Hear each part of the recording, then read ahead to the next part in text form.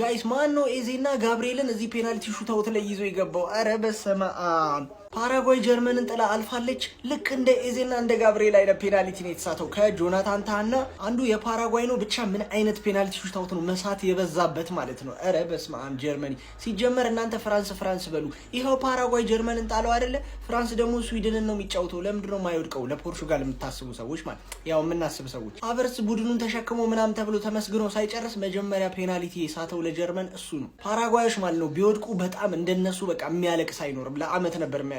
ሁለቴ አግብተው መጨረስ የሚችሉትን ጌም ማለት ነው። ሁለቱንም ሳቱት። ከዛ ጆናታን ታ ጋብሪኤል ወደ ላይ ሰቀለው ዛሬም ማለት ነው። የዲፌንደር እግር እኮ የታወቀ ነው። ለምን እንደሚያስመታው አላውቅም። ስንት አጥቂ ነጎሪት ጋር ምናምን በቆሙበት ጆናታን ታ መጥቶ የተባለ ጣሪያ ላይ ሰቀለው ማለት ነው። ከዛ በስተመጨረሻ እድላቸውን ተጠቀሙ፣ አግብተው አሸነፉ። ፓራጓይ አሁን ወይ ፍራንስን ወይ ስዊድንን ነው የምጠብቀው። ይመቻት ማርያምን። ጀርመን ከዓለም ዋንጫው ተሰናብታለች። የሚገርም ወርልድ ካፕ ነው። በፔናልቲ እንግዲህ በረኛው አድኗቸው ሙየር አድኗቸው። ነገር ግን ካዳናቸው በኋላ ቀጣዩን ፔናልቲ የመተው ማቢዮን ጥሩ ነው። ተከላካይ ነው ያስመቱ። የማይሆን ነው ሴንተር ባክ። ሌላ የሚመቱ ተጫዋቾች ያው ተከላካይ ያስመቱ። ሰቀለ ወደ ላይ። ጀርመኖች ከዓለም ዋንጫው ውጪ ሆነዋል። ፓራጓይ በሚያስገርም ሁኔታ ወደ 16 አልፈዋል።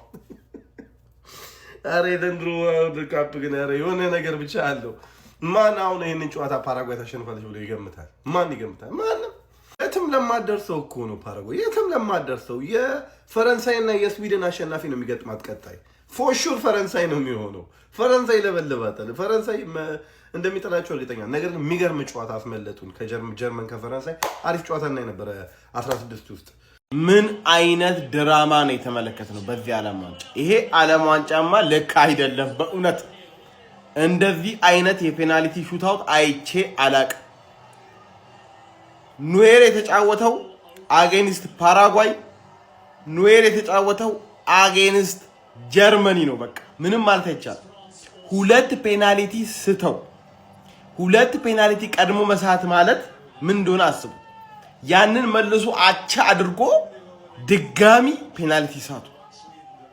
ፓራጓይ ከዛ አለፈች። ፓራጓይ በጣም ይገባቸዋል። የሚገርም ሚድፊልድ ነው። በቃ ብቻውን ያሸነፈው። እኔ ምን አይነት የሚገርም ነው።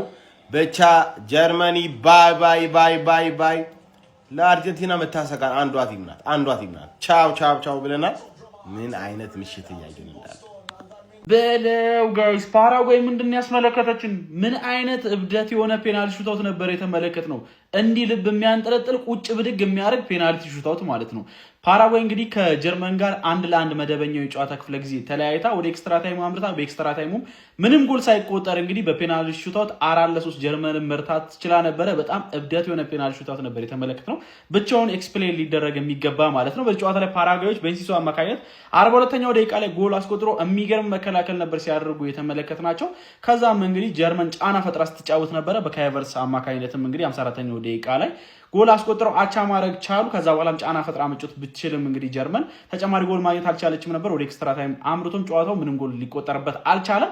ታዲያ ወደ ፔናልቲ ሹታውት ካመራ በኋላ ነበር ነገራቶች እብደት የሆኑት ማለት ነው። የመጀመሪያውን ፔናልቲ ሹታውት ከሀቨርትዝ ሲመታና እንግዲህ ይስታል በጀርመን በኩል ማለት ነው። ከዛ በኋላ ለሶስት ተከታታይ ፔናልቲ ሹታውት ፓራጓዮች አስቆጥረው ጀርመኖች ደግሞ ሁለት ፔናልቲ ሹታውት አስቆጥረው 3-2 ፓራጓዮች ሲመሩ ነበረ ማለት ነው። ታዲያ አራተኛ ፔናልቲም እንግዲህ ጀርመኖች አግኝተው ወልትማድ ፔናልቲውን ያመክንና ፓራጓዮች ጎሉን የሚያስቆጥሩት ከሆነ ወደ ቀጣዩ ዙር ማለፍ የሚችሉበት አጋጣሚ ይፈጠራል ማለት ነው። ታዲያ ያንንም ፔናልቲ ሳናብሪያ ሳይጠቀምበት ይቀርና አንድ ላስት ቻንስ ለጀርመኖች ይሰጣል ማለት ነው። እንግዲህ ልብ አድርጉ፣ በዚህ አጋጣሚ 3-2 ነው እየመሩ የሚገኙት ማለት ነው። የመጨረሻ አምስተኛ ፔናልቲም እንግዲህ አሚሪ ያስቆጥርና ባልቦና በድጋሚ ማለት ነው ማሸነፍ የሚችሉበትን ፔናልቲ ሹታውቶች ፓራጓዮች ይስታሉ ማለት ነው። ባልቦና ነበር የመተው በፓራጓይ በኩል ማለት ነው። ሁለቴ ቻንስ አግኝተው ሁለቱንም ያመክናሉ ማለት ነው በፔናልቲ ሹታውት። ከዛ በቃ ነገራቶች ወደ ጀርመን እየሄዱ ያሉ ይመስል ነበረ። ጆናታን ታም እንግዲህ 6ኛውን ፔናልቲ መቶ ይስተዋል ማለት ነው። በቃ ነገራቶች ክሬዚ ነበር የሆኑት።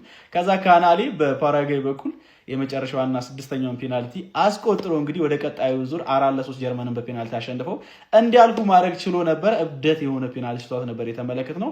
ጊል የፓራጓይ ግብ ጠባቂ 2 ፔናልቲዎችን ሴቭ ማድረግ ችሎ ነበር። ማኑኤል ኔርም በወሳኝ ሰዓት 5ኛውን ፔናልቲ የፓራጓይን ሴቭ ማድረግ ችሎ ነበር፣ ለድል ባያበቃቸው ማለት ነው። ፓራጓዮች ማለት ነው ይሄንን ድል ማስመዝገብ የቻሉት በዓለም ዋንጫው የጥሎ ማለፍ ጨዋታ ለሁለተኛ ጊዜ ነው በታሪካቸው ማለት ነው። ጀርመን ደግሞ ለመጨረሻ ጊዜ በዓለም ዋንጫ ክሊንሺት አስጠበቀ የወጣችሁ መቼ እንደሆነ ታውቃላችሁ? 2014 አርጀንቲናን ባሸነፈችበት ጨዋታ ነበር። በማሪዮ ጎትሳ 1-0 ባሸነፈችበት የፍጻሜ ጨዋታ ላይ ነበር። ከዛ በኋላ ምንም ክሊንሺት በዓለም ዋንጫ ማስጠበቅ አልቻለችም ነበረ ማለት ነው። በጣም እብደት የሆነ ምሽት ነበር ፓራጓዮች ማሳለፍ የቻሉት።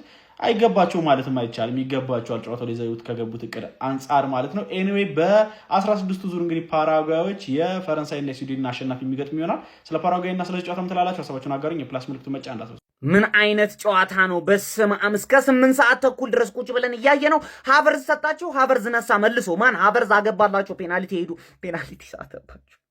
ማን ጀርመኖች ፔናልቲ ማለት ነው በሁለት ፔናልቲ ስቶ እየተመሩ ነበር። ማን ከዛ እንዴት ካምባክ እንዳደረጉ አይተውቅም። ያኛው ልጅ ከጎሉ ውጪ መጥተው ማኑኤል ኖየር ጀነራል ነው እናቴ ትሙት መለሰው ቀጥ ብሎ ነው ሄደው። ገብቷል አይደል? መጣና ጆናታን አንተ የተባለ ደደብ ሰውዬ በረኛ ኖየር ነው። ለምን እንደምደነግጠው ማን እንዴ ፓራጓይ እኮ ናቸው። ለምን እንደምደነግጠው እነዚህ ሰዎች ኳስ ምናምን አይደለም፣ እዛ ሃይድሮ ኤሌክትሪክ ፓወር ነው ያላቸው። ምንም እኮ የሚያውቁት ነገር የለም እኮ ኳስ ምናምን። ገብቷል? ሁለት ተጫዋች ይዘው እንደዚህ ያስነብሯል። ከጎሉ ውጪ ጠለዟት። ታዲያ ደንግጦ ማን ገሷት። ማኑኤል ኖየር እንደገና መጣ። ቆም አይደለም እንዴ ሊመልሰው ነው? አይመልሰውም አሉ። ሁለቴ እንዴት ይመልሰላችሁ? ማን ሌጀንድ አንዴ ነው። ሁለቴ እንዴት ሴቭ ሊያደርግ ይችላል? ማን ነው እሱ? ባትማን ነው ዴ? እንዴት እንደዚህ ደደብ ልትሆኑ ይችላላችሁ? ሙሲያላ፣ ቨርዝ፣ ሃቨርዝ ምና እንዳለ ያለበት ቲም እንዴት በፓራጓይ ይወድቃል? ማን ክሬዲት መስጠት አለብን ለፓራጓይ። በስማ ቢስሚላ ፓራጓይ እንተ ታጨጭብላችኋለሁ። በጣም ትችላላችሁ። ቪዲዮን ኮፒ ሊንክ ሪፖስት ላይ በማድረግ ጀምሩት። ጀርመን ተሰናበተች። ፋሚሊ በፔናልቲ ነበረ እድል አግኝተው ነበር። 2 ጀርመን ሳተ። ከዛም እነሱ 2 ሳቱ። ደግነቱ አላህ መጣው ታን ደሙ ሳት። ፓራጓዮች እድል እየሰጧቸው ነበር፣ ግን ጀርመኖች መጠቀም አልቻሉም። በረኛቸው ግን ይችላል። የፓራጓይ እንግዲህ ትንሿ ፓራጓይ ትልቋን ጀርመን የ2022 ላይም እንደዚሁ ከምድብ ነው የወደቀችው።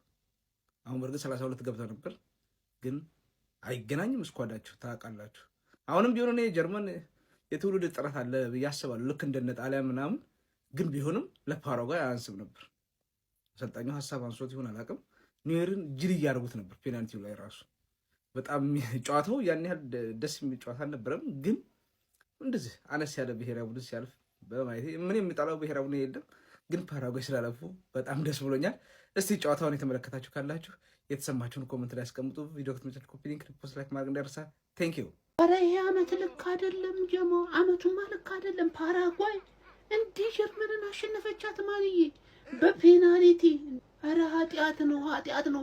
የ8 ጊዜ የዓለም ዋንጫ የፍጻሜ ተፋላሚ የሆነችው ጀርመን 4 ጊዜ ሻምፒዮን የሆነችው በዚህ መድረክ ላይ ጀርመን እንግዲህ ገና በውድድሩ መጀመሪያ የጥሎ ማለፍ 32 ቡድኖች ጨዋታ ላይ ተሸንፋ ከዚህ ውድድር ውጭ ሆነች። ማን ያምናል አሁን ይሄን? ማንዬ የዘንድሮ የዓለም ዋንጫ ሰዓቱም ልክ አይደለም፣ ውድድሩም ልክ አይደለም። ጀማው ብቻ ልክ ያልሆነ ነገር እንዳለን እየተሰማኝ ነው። እናንተስ ሀሳባችሁ ንገሩኝ። ግን የሆነ ልክ ያልሆነ ነገር አለ። አዎ ሌሊት እያየን እኛም እየቃዠን ነው። ጀማ ግልጹ ነው መነጋገር ያለብን። ማን ወይኔ ጀርመን ለዋንጫ ስንጠብቃት ጉድ ሽንታም ብቻ የተሰበሰበበት ብሔራዊ ቡድን የምሬን ነው የምላችሁ። ኪሚች ብቻ ወኔ ያለው ተጫዋች ኖር ማለት ነው። ኪሚች ብቻ ነው ማለት ነው። ሌሎቹ 10 ተጫዋቾች ሌሎቹ ከነተቀያሪዎቹ አንድ ሚረባ ምድረ ግብስብስ ብቻ ነው የተሰበሰበው ማለት ነው።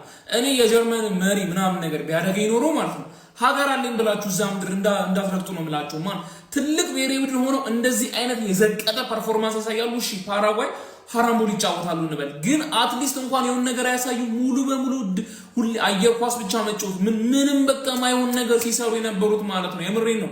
እኔ እንደውም ማለት ነው ከፓራጓይ ይልቅ ጀርመን ብታልፍ ይደንቀኝ ነበረ፣ በጣም ነበረ የሚደንቀኝ ማለት ነው።